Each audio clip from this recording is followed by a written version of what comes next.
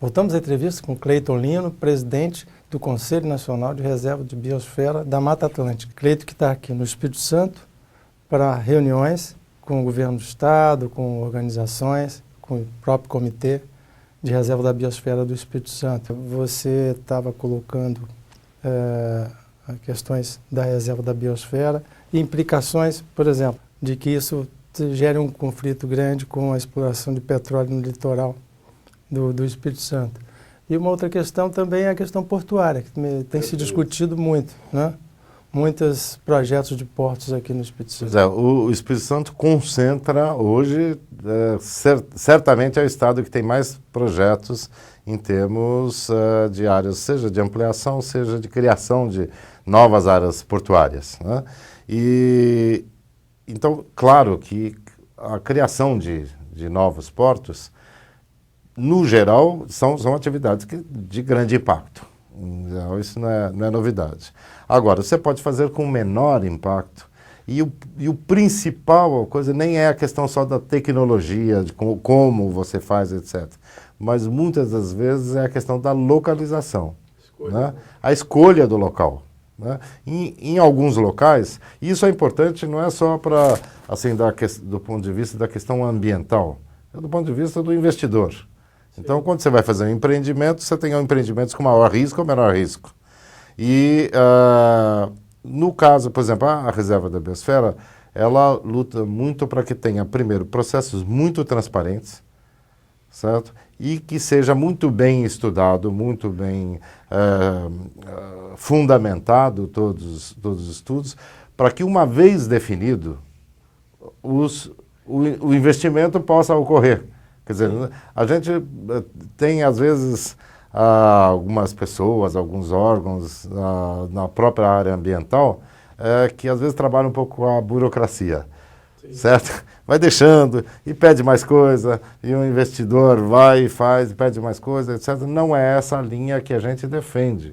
A gente defende que seja entendido quais os potenciais de conflito. O conceito do projeto, né? O conceito do projeto, os potenciais conflitos que tem, as potenciais alternativas que tem, né? É isso que está, na verdade, na legislação brasileira e a gente quer que seja uma política. No caso aqui, falei, nessa proposta envolvendo a questão da Reserva da Biosfera Marinha, ela não tem choque, felizmente para todos nós, entre a questão petrolífera, por exemplo, e a conservação desses montes submersos. Não é área de boa para petróleo e é excelente para a biodiversidade, para a questão de pesca organizada, etc.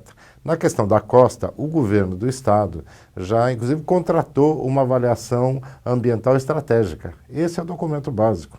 Eu acho que, terminado esse estudo, isso vai dar subsídios para o governo, para as ONGs, para o conjunto da sociedade capixaba discutir isso. E claro que isso tem efeito e impacto do ponto de vista de políticas nacionais, né? Então, a costa capixaba é realmente uma área extremamente importante do ponto de vista de biodiversidade, né, do ponto de vista ambiental, para o Brasil inteiro, não é só para o estado. Encontro de correntes marinhas também, né?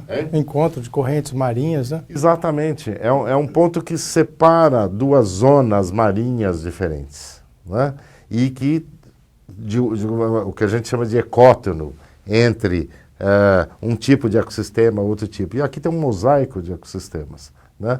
Todos eles muito importantes. E tem um papel estratégico aí pela questão das empresas que existem no estado, pela questão aí assim, de todo o sistema de transporte marítimo, etc. Então, essa discussão tem interesse nacional. E agora, a gente... Vai ter uma instância pública de debates sobre isso? Com certeza, né? Com certeza. Mas eu acho que a primeira coisa é a gente ver esse estudo que o governo do estado já contratou, que é essa avaliação pensando na costa como um todo. Isso que é importante. Quer dizer, não é analisado um projeto de um porto. Porque às vezes um projeto de um porto, digamos, ou não teria muito impacto, mas foi ele e outro porto logo ali do lado, isso pode ter 10, um 15 portos, né? Gigantesco, né? Cumulativo.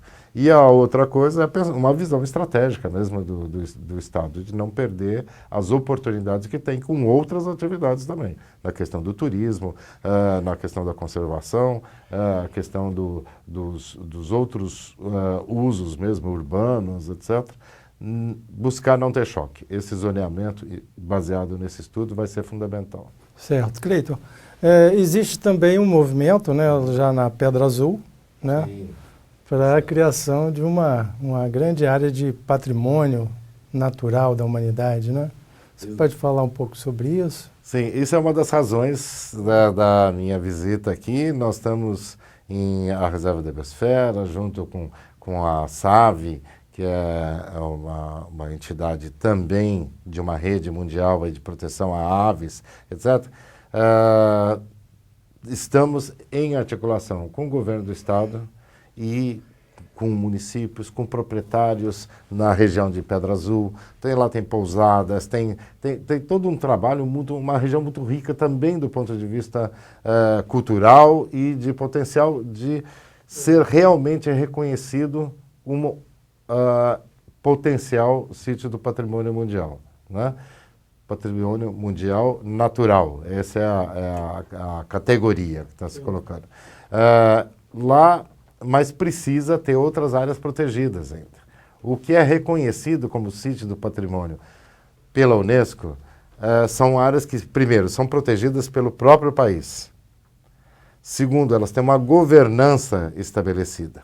Certo? Então, ali, o que agora tem um esforço também de criação de novas áreas protegidas e um mosaico de áreas protegidas. Nós estamos nesse processo, nesse momento. Tem possibilidade de criar reservas particulares, refúgios de vida silvestre, ampliação dos parques, Forno Grande, Pedra Azul, ou seja, pensar esse conjunto. Isto vai dar força para um potencial reconhecimento pela Unesco como sítio do patrimônio mundial, que é indiscutível, que merece. Certo. Você tem algumas outras peças do mosaico? Você falou em Mata das Flores. Tem. Mata das Flores é um triângulo ali que é Forno Azul, Forno Grande, Pedra Azul, Mata das Flores. Aí em Castelo tem um parque municipal. A nossa ideia é articular com todas as prefeituras, com todos os municípios, para que eles possam aderir a esse mosaico. E a proposta de um refúgio de vida silvestre, voltada para a área principal aí onde é encontrada a saíra apunhalada, que é uma espécie incrível, muito bonita e ameaçada de extinção, que só é endêmica dessa região, dessas matas, e uma reserva particular, também de em torno de 2.000 hectares, o que seria um destaque muito grande do cenário nacional de proteção da Mata Atlântica. Fica onde? Isso tudo fica na área da empresa Águia Branca, né? Tudo isso é um conjunto de matas que, fora a Soretama e a Reserva da Vale, que é um bloco fantástico em termos de remanescentes da Mata Atlântica, esse é o outro grande bloco da Mata Atlântica. Tudo isso é pensado como um mosaico de áreas protegidas que pode ter reconhecimento internacional. E pegando agora a Mata Atlântica de encosta, né, daquela região ali, que é bem diferente. Encosta serrana, com campos de altitude, inclusive, é um contínuo, certo? Então é um remanescente muito grande e não é à toa que os proprietários ali da região, quando a gente fala de revisa, inclusive, de refúgio de vida silvestre ou de RPPN, é interessante porque são propostas que são de proteção integral, quer dizer, realmente não vai poder ter desmatamento, não é poder degradar, mas é em terras privadas, é com a participação direta dos proprietários e não excluindo eles. E, ao mesmo tempo, o Estado e os municípios com seus parques públicos, né? Então, este é o casamento para a questão de conservação e desenvolvimento sustentável da região.